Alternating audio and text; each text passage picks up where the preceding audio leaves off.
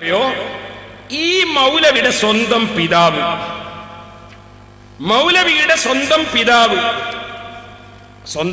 എന്ന് പറഞ്ഞാൽ ഒരു മുസ്ലിം.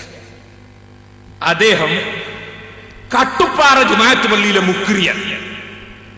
നിങ്ങൾ മനസ്സിലാക്കണം, പോക്കറുമല്ല എന്നാ പേര്. ഈ പോക്കറുമല്ല ഈ അടുത്താണ് മരിച്ചത്. ഈ കഴിഞ്ഞ വലിയ പെരുന്നാളിന്റെ അടുത്താണ് മരിച്ചത്. ഈ പോക്കറുമല്ല അദ്ദേഹത്തിന് ഒരു മകൻ മുഹമ്മദ് അലി ദാരിമി, കട്ടുപ്പാറ ജുമാഅത്ത് പള്ളിയിലെ ഖാദിയാണ്. വേറൊരു മകൻ ഉമർ ഫൈസി, അത് വേറൊരു മൗലവിയാണ്. മൂന്നാമത്തെ മകനാണ് ഹുസൈൻ സലഫി. നാലാമത്തെ മകനാണ് അബൂബക്കർ, അയാളൊരു ടൈലർ. അഞ്ചാമത്തെ മകളാണ് മാളു. ആറാമത്തെ ആളാണ് സൈനബ്. ഏഴാമത്തെ ആളാണ് റംല. ഈ മുസ്ലിം പിതാവ് ഹുസൈൻ സലഫിയുടെ പിതാവ് അദ്ദേഹം മരിച്ചു. ഈ അടുത്ത് മരിച്ചപ്പോ സാധാരണ സുന്നികളായ ആളുകൾ മരിച്ചാൽ ഉണ്ടാകുന്ന എല്ലാ കർമ്മവും നടന്നിട്ടുണ്ട്. മയ്യത്തും വെച്ച് ഖുർആൻ ഓതിയിട്ടുണ്ട്, ദിക്ർ ചൊല്ലിയിട്ടുണ്ട്.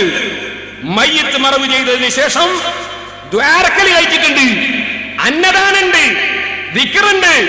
40 ദിവസം മങ്കൂസ് മൗലിദ് ഓതിയിട്ടുണ്ട്. പറയുന്നു 40 ദിവസം. ഈ പോക്കറുമല്ലയുടെ മകനാണ് ഹുസൈൻ സലഫി. നിങ്ങൾക്ക് ആർക്കും വിഷമം വേണ്ട, ഞാൻ കുഞ്ഞബ്ദുല്ലാജിന്റെ മകനാണേ. എനിക്ക് അതിനൊരു വിഷമമില്ല. എന്റെ വാപ്പന്റെ പേര് പറഞ്ഞതാണ്. ഞാൻ ചീത്തയൊന്നല്ല പറയുന്നത്. ഞാൻ പറയുന്നത് അദ്ദേഹം പോക്കറുമല്ലയുടെ മകനാണ്. ഈ പോക്കറുമല്ല ഹുസൈൻ സലഫിയെ പോറ്റി വളർത്തിയത് എങ്ങനെയാ? ഹുസൈൻ സലഫിയെയും കൂട്ടിയിട്ട് മങ്കൂസ് ഓതാൻ പോകും, മുഹീദ്ദീമാല പാടാൻ, യാസീൻ ഓതാൻ പോകും.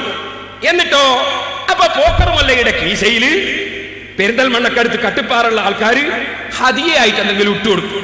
ചിലപ്പോ സലഫീന്റെ കീശയിൽ ഇട്ടുകൊടുത്തിട്ടുണ്ടാവും ഞാൻ വിചാരിക്കുന്നത്, എനിക്ക് ഉറപ്പില്ല. അപ്പൊ ഇങ്ങനെ ഈ കിട്ടിയ പണം കൊണ്ടാണ് ഹുസൈൻ സലഫിയെ ആ പാവപ്പെട്ട മനുഷ്യൻ പോറ്റി വളർത്തിയത്. പക്ഷേ ആ പാവപ്പെട്ട മനുഷ്യൻ മരിക്കുന്നതോടെ മറ്റു മക്കളൊക്കെ സുന്നത്ത് ജമാഅത്തിൽ നിന്നെങ്കിലും ഈ മരിച്ച ബാപ്പ യാസീൻ ഓതിയിട്ട് പണം വാങ്ങിയത് വളരെ മോശമായി പോയി എന്ന് നാദാപുരത്ത് വന്ന് പ്രസംഗിക്കാനാണ് ഹുസൈൻ സലഫി. ഒരു മനുഷ്യൻ കുരുത്തം കെട്ടാല് അതിനൊരു പരിധിയില്ലേ? സ്വന്തം ബാപ്പ യാസീൻ ഓതിയിട്ട് പൈസ വാങ്ങിയത് അയാള് പരിഹസിക്കുന്നത് നിങ്ങളൊന്ന് നോക്കണം. പേരോടിനെ അല്ല നിങ്ങൾക്ക് ഉറപ്പല്ലേ? നിങ്ങൾ എന്റെ നാട്ടുകാരല്ലേ? പേരോട് ആരെങ്കിലും എനിക്ക് യാസീൻ ഓതിയിട്ട് പൈസ പറയാൻ പറ്റുമോ? പേരോട് എന്ന് പറഞ്ഞ പ്രദേശത്തുനിന്ന് യാസീൻ ഓതിയിട്ട് എനിക്ക് ഏതെങ്കിലും ഒരാള് യാസീൻ ഓതിയിട്ട് പൈസ തന്നത് തെളിയിക്കാൻ കഴിയും? നാദാപുരത്തുനിന്ന് യാസീൻ ഓതിയിട്ട് എനിക്ക് പൈസ തന്നത് തെളിയിക്കാൻ കഴിയും?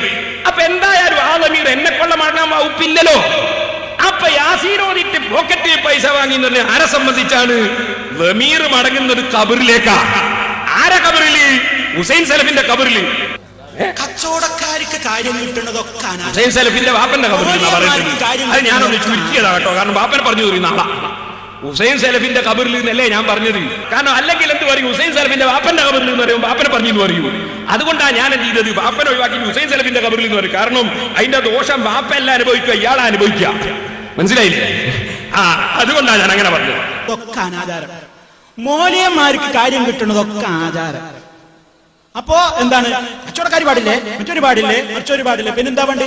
ഹസീനത്ത് വേണേ നമ്മളെ പോക്കറ്റിക്ക്, മറ്റേത് വേണേ നമ്മളെ പോക്കറ്റ്. മുസ്ലിയാക്കന്മാർക്ക് കാര്യം കിട്ടുന്നതൊക്കെ ആചാരം, കച്ചവടക്കാർക്ക് കാര്യം കിട്ടുന്നതൊക്കെ അനാചാരം. അപ്പൊ കണ്ടോ, സ്വന്തം ബാപ്പനെ പറഞ്ഞാണ്. യാസീൻ ഓതിയിട്ട് പോക്കറ്റിൽ പൈസ വാങ്ങിയിട്ട് ഇയാളെ പോറ്റി വളർത്തിയിട്ട് ചെയ്ത നന്ദിയാണ്.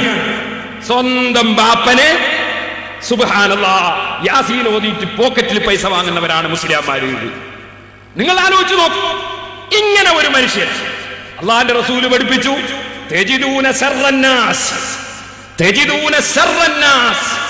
യൗമൽ ഖിയാമ. ഖിയാമത്ത് നാളിൽ ഏറ്റവും നാശം പിടിച്ചവരായി നിങ്ങൾ എത്തിക്കും. ആരെ? ദൽ വജ്ഹൈനി, ഇരുമുഖക്കാരൻ. ഇന്നലെ ഞാൻ 2 മുഖം കാണിച്ചു തന്നില്ലേ?